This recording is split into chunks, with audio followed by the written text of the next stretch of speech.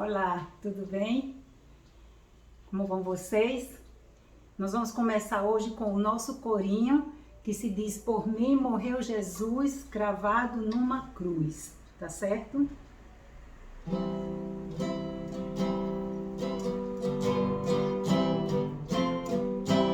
Por mim morreu Jesus cravado numa cruz, no monte do Calvário. Por mim morreu Jesus, por mim morreu Jesus, cravado numa cruz, no monte do Calvário. Por mim morreu Jesus.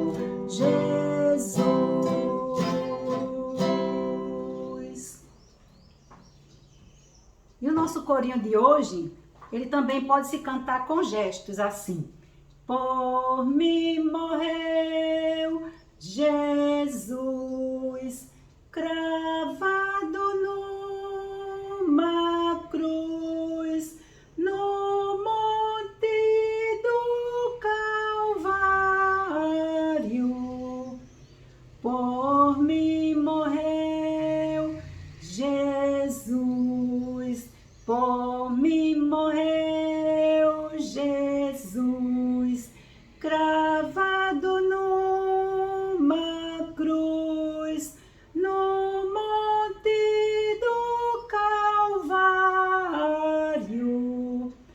Por mim morreu Jesus.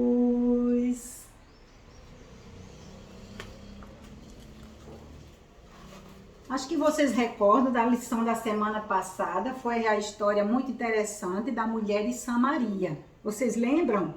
Vocês assistiram o vídeo? Pois é, hoje nós temos uma parte da história muito importante.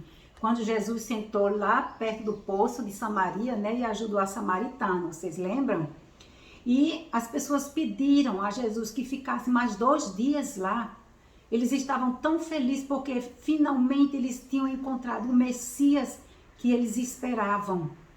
E aí se apregoou sobre toda a cidade e as cidades circunvizinhas de que o Messias estava ali. Então todos estavam felizes com a chegada de Jesus. Uns ficavam felizes, outros ficavam contra. E nós sabemos muito daqueles perseguidores de Jesus que estavam sempre na sinagoga. Quem era? Os fariseus e os publicanos. Eram aqueles que procuravam alguma coisa para perseguir a Jesus. Só que naquele tempo que Jesus estava ali naquela cidade, os profetas vinham, as pessoas adoravam ouvir a respeito de Jesus. Mas Jesus volta à sua cidade e ele não estava tão feliz, porque ele via que dentro da sua própria cidade ele não tinha tanta liberdade de fazer tantos milagres. E até ele falou que o profeta não tem honra na sua própria terra. Ele teve mais liberdade de fazer milagres em outros lugares onde ele passava. Então, em outra cidade chamada Cafarnaum, um pai de família estava muito triste.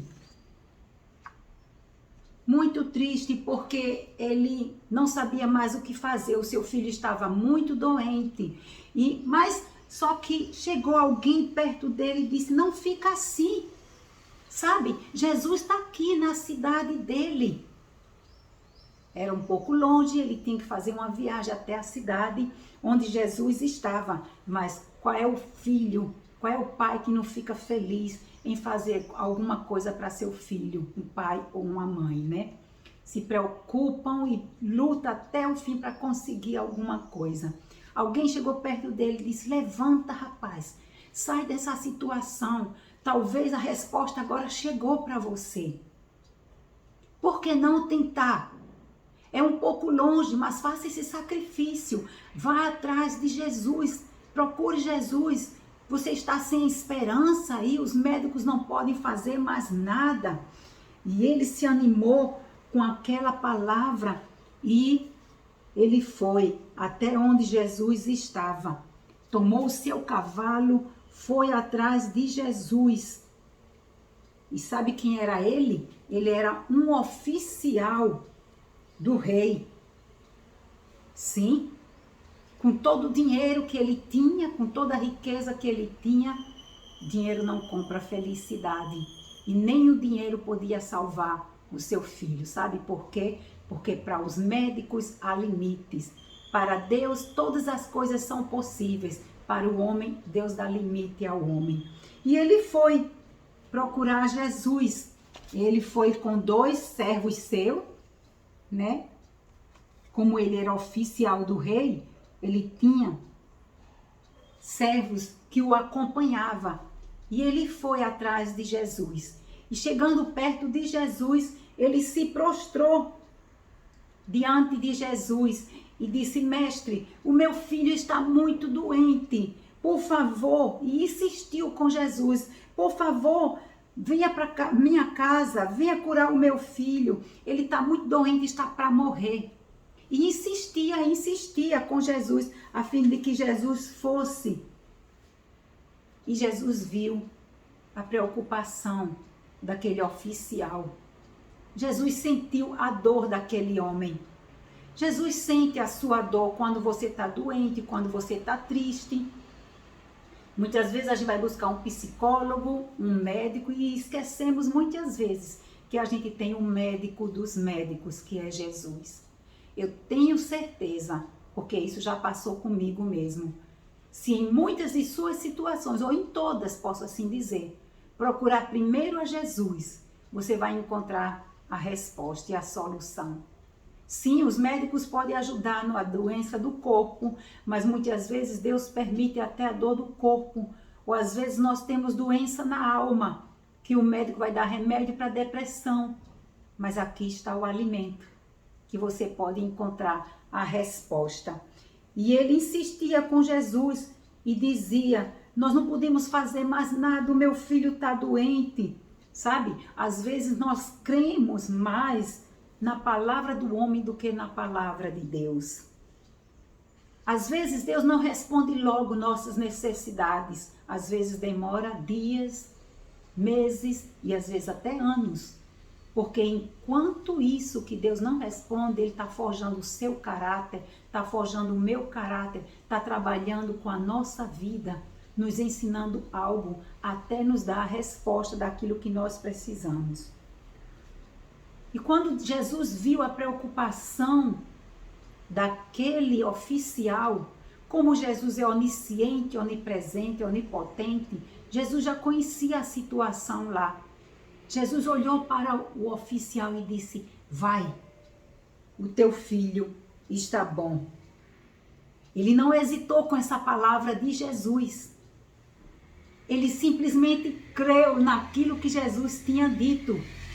E ele então partiu, tomou seu cavalo, partiu, crendo naquela palavra. E quando ele estava a caminho,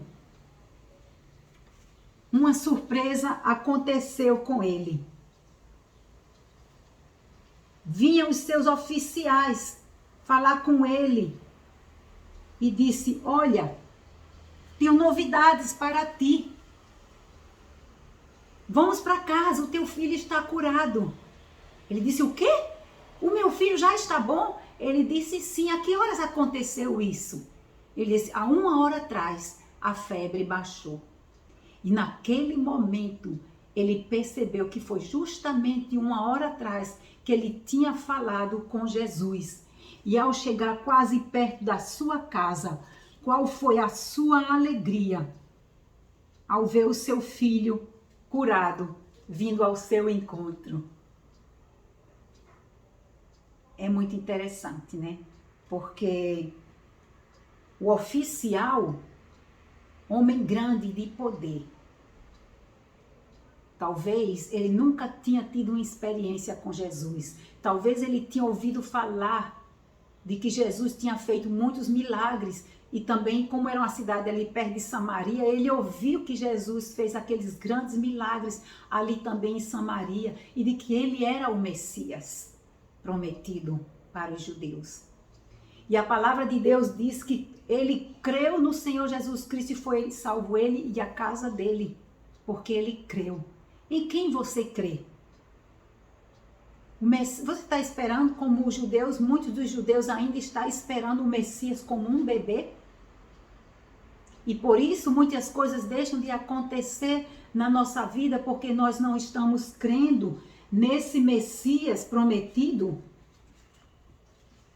Jesus veio e nós ouvimos falar sobre isso, que ele veio e ele cresceu e começou a ensinar. Várias vezes ele esteve no templo, ali ensinando as pessoas a palavra de Deus.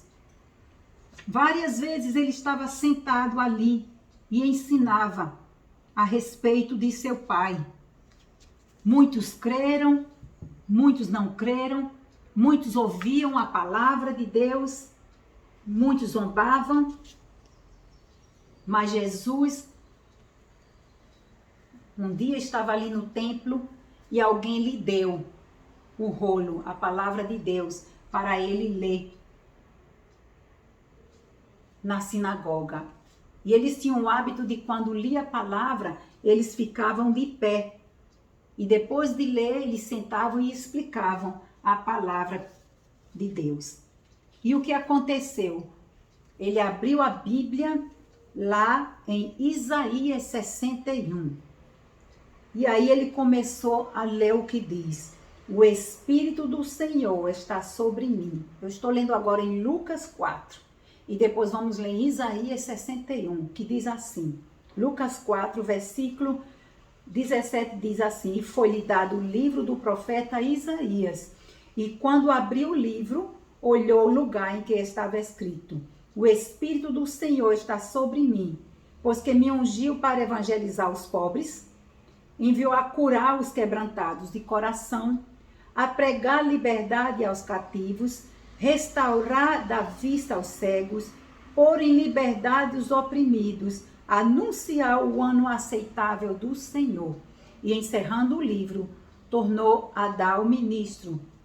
Assentou-se e os olhos de todos na sinagoga estavam fitos nele. E algo aconteceu. Ele disse: o que Isaías estava falando era sobre mim. Mas agora estou aqui. Ele disse: hoje se cumpriu esta escritura em vossos ouvidos. E todos lhe davam testemunho. E ele disse: eu tenho que falar a palavra agora e dizer que sou eu. Se você abrir lá em Isaías 61, no qual a gente leu em Lucas capítulo 4, veja como tem ligação o Velho Testamento com o Novo Testamento. Isaías 61, ele fala: o Espírito do Senhor Deus está sobre mim, porque o Senhor me ungiu para pregar boas novas aos mansos, enviou a restaurar os contritos de coração, proclamar liberdade aos cativos e abertura de prisão aos presos, a pregoar o ano aceitável da salvação, a ordenar acerca dos tristes, e ele leu toda aquela palavra. Continuando ainda em Isaías, tem 2 versículos que eu quero ler, que ele diz assim: porque eu, o Senhor, tanto amo o juízo e odeio o que me foi roubado, oferecido em holocaustos, porque firmarei em verdade a sua obra, farei uma aliança eterna com eles, e a sua prosperidade será conhecida entre os gentios. Regozijar-me-ei muito no Senhor, a minha alma se alegrará. Ora, quando Jesus disse isso, que a profecia de Isaías tinha terminado ali, hoje tinha se cumprido o que foi lido em Lucas, em João, em Lucas, sabe o que aconteceu? Eles começaram a se revoltar contra Jesus, Como sempre, havia os escribas e os fariseus que ficavam contra Jesus e pegaram a Jesus e queriam levar Jesus preso. Havia uns que eram contra, havia uns que eram a favor do que Jesus ensinava. Como hoje também, há aqueles que são contra de ouvir a palavra, há aqueles que aceitam de bom grado e creem que ele é o Filho de Deus. Há aqueles que creem à sua maneira, simplesmente creem e não querem seguir nem obedecer. Há aqueles que escutam, acham bom, pede oração, recebe oração, são curados, mas não querem seguir a Jesus. Há vários tipos de seguidores. Só que aconteceu uma coisa. Quando eles pegaram a Jesus, algo aconteceu. Não aconteceu o que realmente eles queriam que acontecesse, porque ainda não era o tempo de Jesus ser preso. Todas as coisas acontecem no tempo de Deus. Jesus conseguiu escapar no meio da multidão, porque ele sabia que ainda não era o seu tempo. Há um tempo para Deus na sua vida também. Deus tem um tempo no qual ele quer fazer coisas grandes para você. E com essa situação que nós estamos vivendo, nós estamos sabendo que o tempo da volta de Cristo está se aproximando. Ele disse: ouvides a sua voz, não endureçais os vossos corações. O tempo se aproxima e esse tempo vai chegar em que todo olho verá que Jesus Cristo voltou. Você está preparado? Você já deu a sua vida a Jesus? Você está pronto quando ele chegar de subir ao céu com ele? Ele veio apregoar esse tempo, a salvação para os perdidos. Ele veio ensinar àqueles que ainda não tinham a palavra de salvação. Ele veio e operou milagres, sinais e maravilhas. Ele tem curado pessoas, como ele diz aqui. Ele tem proclamado liberdade aos aqueles que estão presos. Tem muitas pessoas que estão presos, acorrentados, presos em cadeias. Tem muitos que estão presos no coração, presos em drogas, presos em prostituição, presos em homossexualismo, em lesbianismo, presos ao pecado, porque isso tudo é pecado. Mas Jesus veio para libertar e dar vida àqueles que o ouvem e o recebem. Sabe? Ele quer te libertar hoje. Se você está preso de uma enfermidade ou de uma doença também, se você está preso de problemas com o seu marido, com o seu companheiro ou sua companheira, se você está preso por causa de um filho que está nas drogas e está na cadeia, se você está preso na escravidão do pecado, se você sabe, e eu sei que você sabe, que não pode fazer nada, Jesus te espera. Ele está de braços abertos para te receber como filho.